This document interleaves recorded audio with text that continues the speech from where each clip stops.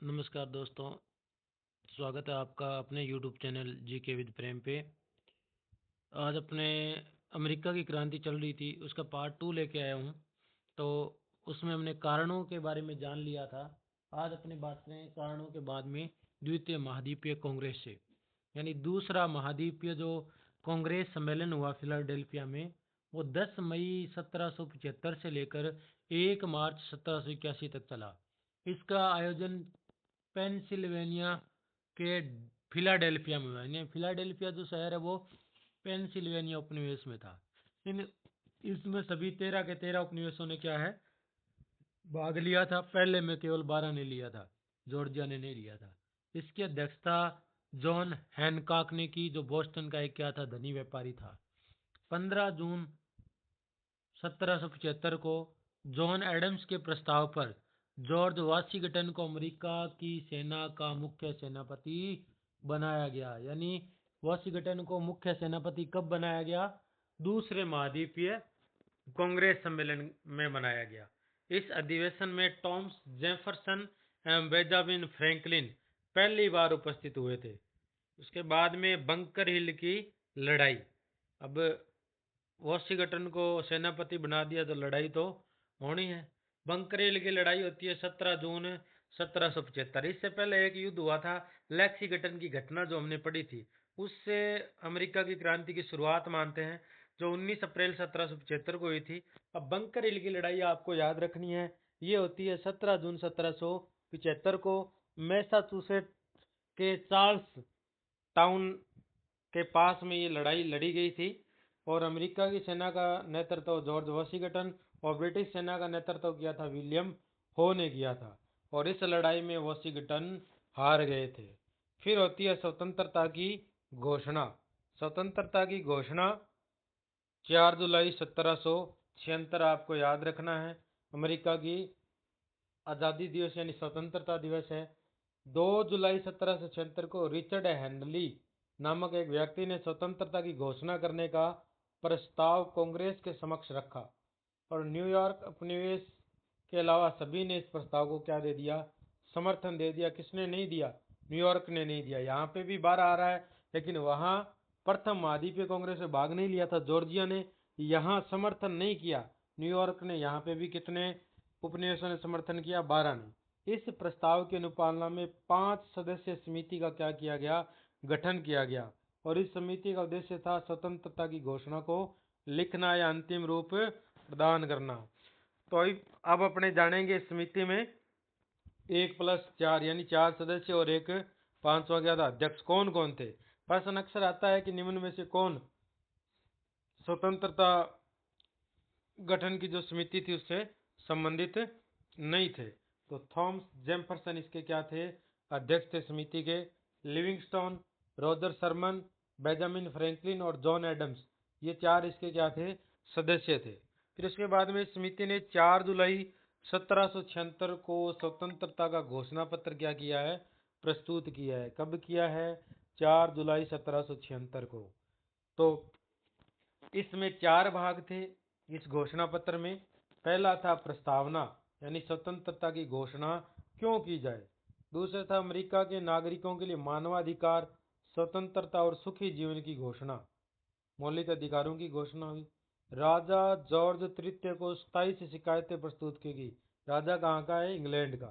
Britain से राजनीतिक रूप से अलग होने का प्रस्ताव इसमें रखा गया। ये 4 इस स्वतंत्रता की घोषणा के क्या थे? भाग थे। फिर उसके बाद में अमेरिका की स्वतंत्रता का घोषणा पत्र जॉन हॉक की पुस्तक टू ट्रियाइटस ऑफ गवर्नमेंट से क्या था? प्रभावित था। और अमेरिका का स्वतंत्रता दिवस कब मनाया जाता है? 4 जुलाई को। ब्रिटिश सरकार ने इस घोषणा को असंवैधानिक घोषित कर दिया कि हम नहीं मानते इस घोषणा को। इस कारण आगामी 7 वर्षों यानी 1776 से लेकर 1783 पेरिस की संधि तक अमेरिका और ब्रिटेन के बीच में क्या चलता रहा? संघर्ष चलता रहा। तो इस संघर्ष को अमेरिका का स्वतंत्रता संग्राम कहा गया। तो अपने बात करते हैं इस समय जो प्रमुख घटनाएं या युद्ध लड़े गए। सबसे पहले हमने पढ़ा था लेक्सिंगटन की घटना 19 अप्रैल 1775 को। फिर हमने पढ़ी बंकर हिल की लड़ाई और अब है ट्रेटन का युद्ध। न्यू जर्सी में ट्रेटन नामक स्थान और 28 दिसंबर 1776 को ये युद्ध लड़ा गया और अमेरिकी सेना का नेतृत्व वॉशिंगटन और ब्रिटिश सेना का नेतृत्व जॉन रोल ने किया और इस युद्ध में जीत किसकी हुई? वॉशिंगटन की हुई। फिर उसके बाद में दूसरा युद्ध लड़ा गया ब्राडीवाइन। ये ब्राडीवाइन नामक स्थान है पेंसिल्वेनिया और पेंसिल्वेनिया में 11 सितंबर 1777 को ये युद्ध लड़ा गया है। अमेरिकी सेनापति वॉशिंगटन और ब्रिटिश सेनापति अब कौन है? विलियम हो। और इस युद्ध में विलियम हो की क्या हो जाती है? जीत। वॉशिंगटन हार जाते हैं। ऐसा एक दिवसीय युद्ध है जिसमें सर्वाधिक सैनिकों ने इसमें क्या लिया है? भाग लिया है। तो ये था ब्राडीवाइन का युद्ध। फिर उसके बाद में सारागोटा का युद्ध, महत्वपूर्ण युद्ध है सारागोटा का युद्ध। सारागोटा नामक स्थान कहाँ पे है? न्यूयॉर्क में है। 19 सितंबर से 7 अक्टूबर 1777 के बीच में लड़ा गया। बेसिकली तारीख आती है 7 अक्टूबर 1777। लड़ा गया 19 सितंबर से 7 अक्टूबर 1777। सेनापति इधर वॉशिंगटन और इधर जनरल बुर्गियोन के बीच में लड़ा गया। बुर्गियोन को बुरी तरह से वॉशिंगटन ने क्या कर दिया? हरा दिया।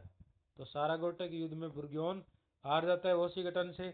फिर चौथा युद्ध है मेमथ का युद्ध और ये मेमथ का युद्ध 28 जून 1778 ईस्वी को लड़ा गया। ये भी क्या है?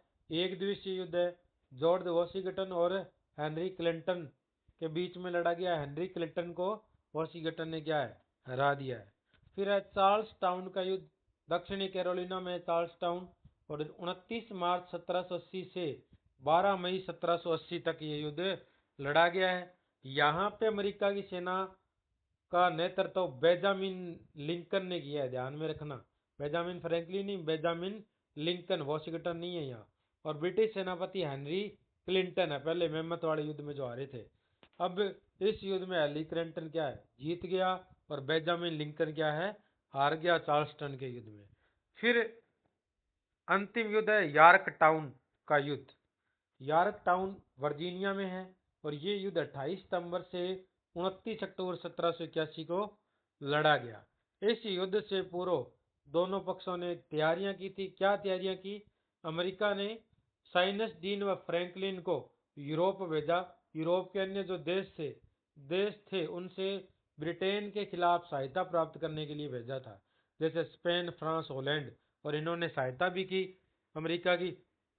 और ब्रिटेन ने क्या तैयारियां की? अब नया जो लॉर्ड कॉर्नवालिस है उनके नेतृत्व में 4 नई सैनिक टुकड़ियां भेज दी अमेरिका। फिर उसके बाद में युद्ध हुआ। इस युद्ध में वॉशिंगटन ने ब्रिटिश सेनापति लॉर्ड नॉर्थ कॉर्नवालिस को क्या है? हरा दिया। फ्रांस के सेनापति लफायते ने अमेरिका की क्या की थी? सहायता। और इस युद्ध में वॉशिंगटन ने रेफेबियस युद्ध पद्धति का क्या किया है? प्रयोग किया गया है। इस वजह से वॉशिंगटन को रेफेबियस उपाधि भी दी गई है। और रेफेबियस युद्ध पद्धति में क्या होता है? दीर्घ काल तक यानी लंबे समय तक युद्ध लड़ा जाता है। जब विपक्षी सेना थक हार जाती है तो उसे थकान के कारण हरा दिया जाता है। फिर कॉर्नवालिस ने इस युद्ध में क्या कर दिया? आत्मसमर्पण कर दिया। लॉर्ड नॉर्थ जो इस समय इंग्लैंड के प्रधानमंत्री हैं, उनके मुख से शब्द निकले, हे ईश्वर, सब कुछ समाप्त हो गया। और ब्रिटेन में अमेरिकी मामलों के मंत्री हैं सेंट जर्मन। उन्होंने इंग्लैंड के सम्राट जॉर्ज तृतीय को सूचना दी कि यह मेरी निजी हार है। इसने स्वयं स्वीकार कर लिया कि यह जो हार है वो मेरी निजी हार है। तो उसके बाद में होती है पेरिस की संधि। और ये पेरिस की संधि कब हुई? ध्यान में रखना, 3 सितंबर 1783 को।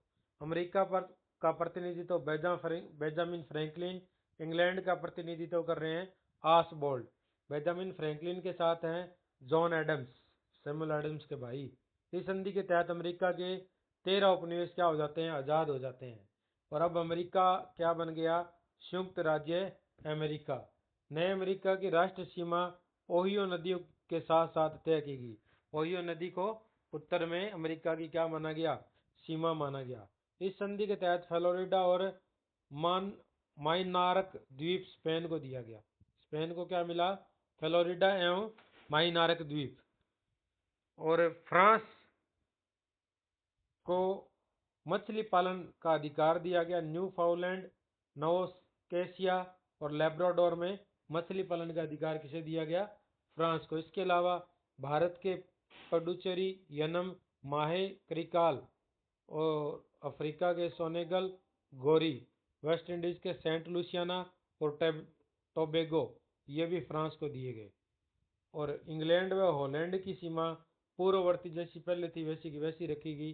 अमेरिका को युद्ध हर्जाना देने का प्रावधान था, लेकिन इंग्लैंड ने किसी भी प्रकार का हर्जाना नहीं दिया। तो धन्यवाद। इसके साथ ही अमेरिका की जो क्रांति है वो संपन्न होती है। कल अपने किसी नए टॉपिक पे बात करें।